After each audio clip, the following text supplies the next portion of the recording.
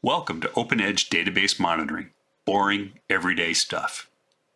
In this session, we're going to talk about boring, everyday metrics that you should be paying attention to, and some of the reasons why, even though they might be boring, they are also important to monitor.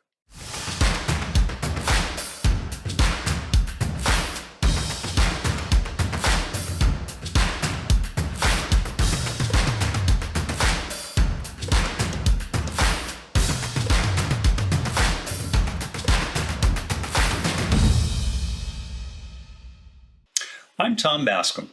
I've been a Progress user, coder, and roaming DBA since 1987. Here at White Star Software, we specialize in simplifying the job of managing and monitoring the world's best business applications. We're also the author of ProTop, the best OpenEdge monitoring tool in the galaxy. We offer remote database management services for OpenEdge and expert consulting services related to all aspects of Progress and OpenEdge. If you'd like to reach me for any reason, email me at tom@wss.com. Thank you, and let's get started with today's presentation. When you log into the free ProTop portal, you're greeted by a page of charts showing you a lot of really boring information about what has been going on with your database. I'm going to take you through some of those and explain what they're showing you and why that information might be important or useful. Everything that I'm going to show you is part of the free portal. Nothing here requires any kind of payment. The only thing that you need beyond the real-time install is to have access to outbound port 80.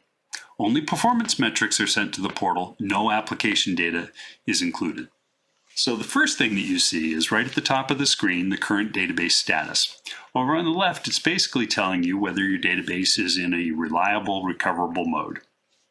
Over on the right, we're giving you some information about the available table range size and index range size, the database size, and the version of the database. And then beneath that, there's some general information about what kind of a server you're running on and what release of Progress and what release of ProTop you're running. The first thing you see in the upper left-hand corner is the number of connections. There are a number of different connection types shown. So connections can have multiple properties, so don't expect the numbers to add up. So, for example, a connection with a transaction could be a 4GL, batch, and blocked, and it would be counted in all four categories. Every application has a different mix of connection types and numbers, but most applications have a consistent pattern. Changes in the pattern are often a harbinger of trouble.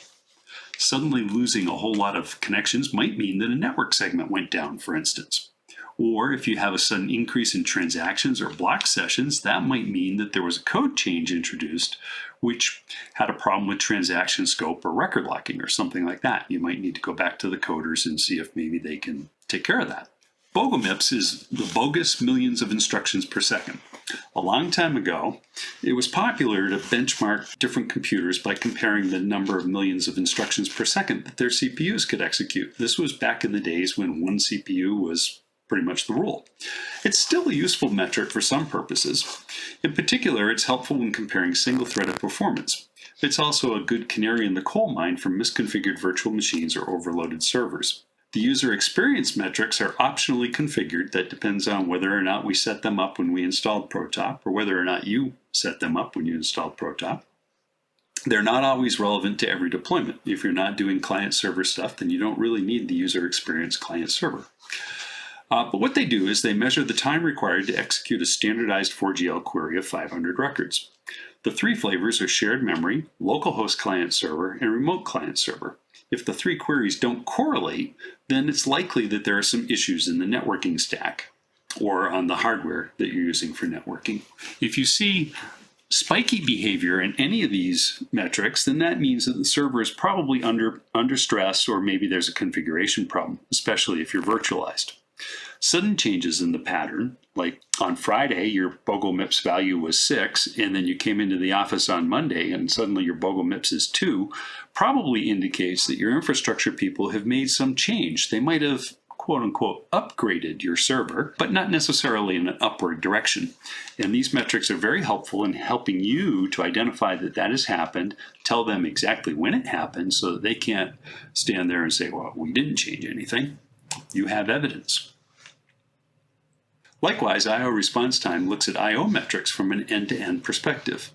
On the left-hand side, you have the read response time in milliseconds. That's the average time that's required to seek to a series of random disk addresses in the DB extents at the time of the sample.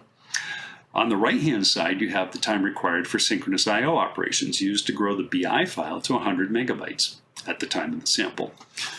Poor I/O performance is often really difficult to document.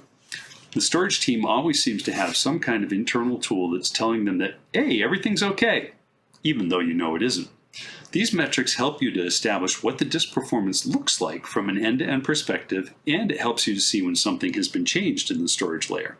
That way you can go to the storage team and let them know that you are seeing very consistent results of a, well, usually negative nature. Sometimes you get to go to them and say, wow, hey, thanks guys, that was nice. That doesn't happen very often though. Most OpenEdge workloads are dominated by record read activity. Characterizing that workload and keeping an eye on trends over time helps you with proactive capacity planning. So the left axis shows logical reads. These are the read operations required to access data blocks containing a record or an index. The 4GL generally does one index read and then one data read. So read an index, read data, read an index, read data. OS reads occur when a block is not in the -B buffer cache, and you have to go out to disk to get it. Obviously, you don't want to do that very often. You want to keep your OS reads well under your logical reads. If you see a sudden shift, especially a big increase, that's usually the result of a software release, and it might be evidence of some bugs that need to be pursued. So you want to keep an eye on that and make sure that you're getting a consistent pattern of database reads from day to day. In the same way, database writes are the flip side of that. If nobody ever wrote anything to the disk, then our jobs would be a lot easier. Much like with reads, sudden changes often point to buggy software releases. So if you see the pattern change dramatically from one week to the next, then you want to go back to the software team and say, hey, did you guys release something? Because I'm seeing some behavior here that's a little bit different. Of course, it could also be that something different is being used in the application. So don't rule out the possibility that the users have suddenly discovered a feature that they didn't know was there. Now, wrapping all that together are the hit ratio and the log to rec ratio. The hit ratio, which is really a percentage, it's not really a ratio, is the percentage of block references that are satisfied directly from the buffer pool without needing to go to disk. You want that to be as close to 99.9% as you can, because every little dip is magnified in terms of the OS reads that have to happen in order to go out there and do it. And you can do tens of thousands of logical read operations out of memory in the time that it takes to do a single disk read, even if that disk read is going to a solid state disk or something like that. Now, the ratio of logical reads to record reads is kind of interesting, because if you remember a couple of slides ago, I said that usually in a progress application, we do an index read and then we do a data read. So there's usually a ratio of about 2. If you see a ratio higher than 2, that tends to mean that either your indexes are not a good match for your data, or your where clause is not a good match for what you're attempting to fetch from the database. So you may want to go back to the coders and say, hey, we need a new index here, or gee, we need to review the way you're putting together this where clause because it's not terribly efficient.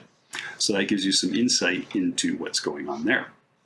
Long transactions, as we all know, are the bane of OpenEdge applications. If you have long transactions, this chart and the next will clearly show that and help you to identify when that's happening so that you can get to the root of the problem, which is almost always a coding problem.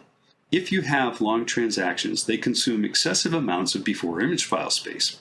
That can lead to running out of disk space, a database crash, and difficult recovery operations. It's difficult to recover from such a crash because crash recovery has to be able to recover from a crash during crash recovery. The recursive nature of crash recovery means that if you run out of space for the before image file, you first need to add 3 or 4 times that amount of space before you try to recover. So before you can recover, you have to go to the storage people and say, hey, let's add some space to my disk so that I can recover. That makes it take longer, which usually you're under a little bit of pressure to get the database back up, so you don't want to have to do that. Much like with reads and writes, sudden changes in locking behavior are often a clue that a software release has gone wrong.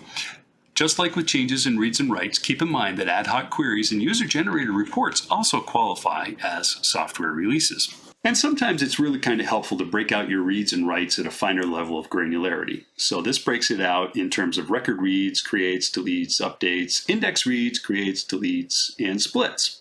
So if you're wondering whether or not you have index activity as opposed to record activity, you can drill down into that here. Resources and latches are low-level locks that the database manager uses to provide high concurrency access to shared memory. They're not really related to record locks. I know a lot of people make that mistake, but it has to do with how you access shared memory.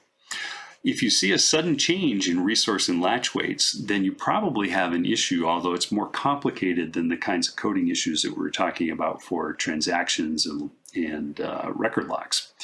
This may be an infrastructure issue related to the number of CPUs you have or the speed of those CPUs, or in some cases it may be related to the I/O subsystem.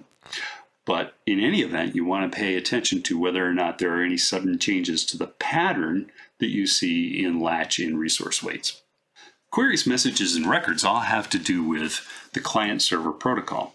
So the Progress Client-Server Protocol sends data in terms of something called message. A message goes from the client to the server saying, hey, I want some data. The server responds with a message that has either one record in it, or may, in the case of a query, a no-lock query, may have multiple records in it. The mix of messages and queries and replies and responses can get quite complicated. But if you're trying to improve that, this data gives you some nice insight into how effective your attempts are. Similar to the queries, messages, and records charts, but this is focused more on the number of bytes. So we're not so much interested in how many messages, but how full they are. If you're changing the prefetch parameters or changing the message size parameter, hoping to pack more data into each query, you would expect to see the average megabytes increase here. ProTop also has the ability to add user-defined metrics. So if there are some particular key performance indicators in your application that you'd like to be able to chart and trend and show over time, we have a module that you can modify. You can put your own code in it and then chart those values right here on this field. And hopefully those would be not terribly boring and you'd be excited to see whatever shows up here. It's a kind of a fun feature. We do have an example that works with Sports 2000 if you really want to check it out. Your asynchronous writers are helper processes that do writes on behalf of the users. So you have APWs, which are the asynchronous page writers. You have the BIW, which is the before image writer, and the AIW, which is the after image writer. The idea behind this is for the write operation to be done by another process. That way the user doesn't have to wait for it to occur. And what you're looking for here is to make sure that the APWs are functioning. One of the ways that you can see that the APWs are functioning correctly or not is by whether or not they flatline to zero. If you see a flat line at the zero level here, then it's probably because you forgot to start a BIW or an APW or an AIW. The main thing that you're looking for here is whether or not there are any empty weights. If you have empty buffer weights for either the BIW or the AIW, then that means that there were not enough buffers to hold the data that was being written. So you probably need to increase the AI buffs or BI buffs parameter in order to have more buffers available. That usually only happens in a very high write-intensive operation, so unless you have a lot of data being written to the database, you probably don't need to worry about that. But if you're wondering whether or not you might need to worry about increasing AI buffs and BI buffs, this is the place to look. Now, just in case you think all the fun is with the web portal, you should be aware that the character version of ProTop does have some fairly boring things that you can do as well. For instance, you can play the game of life. You can load pre-configured files. You can set up your own if you want. Or you can just run randomized patterns. So if you're ever really, really bored, feel free to start up the character ProTop and play the game of life. Thank you. So hopefully you've got a feeling now for what some of the more pedestrian metrics in ProTop are all about, how to look at them, how to pay attention to them, why They might be important to your particular situation, and you can apply that knowledge to moving forward on monitoring and managing your own databases. If you haven't already done it, go to wss.com/download, select the appropriate package to download, follow the installation instructions, and get ProTop set up for your environment. Feel free to set up a free portal site. There's no obligation. Everything that you've been shown here is free and available to you. And have at it. Have a good time. So thank you very much for sitting in and listening to this presentation. And if you have any questions, please join us in the chat or send an email to tom@wss.com. Thank you.